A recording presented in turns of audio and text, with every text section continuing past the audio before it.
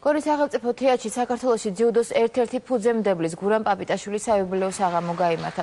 გურამ პაპიტაშვილი 10 წლის განმავლობაში საბჭოთა კავშირის სტუდენტთა ნაკრების უფროს მწვრთნელად მუშაობდა, 1963-დან 78 წლამდე ნაკრების პირველი მწვრთნელი იყო. ლევან ყიფიანმა პაპიტაშვილის სპორტის რაინდის წოდები და ფულადი პრიზით დააჯილდოვა. რაც მინდოდა ვისაც მე ცდილობდი აი ეს მიზანი აღასრულო.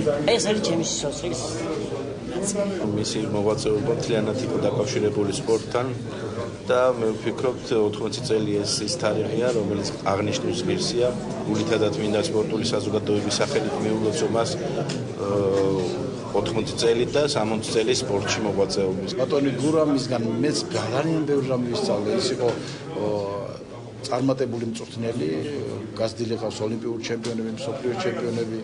შეიძლება ითქვას, რომ საქართველოში მან ჩამოაყალიბა ძიუდო.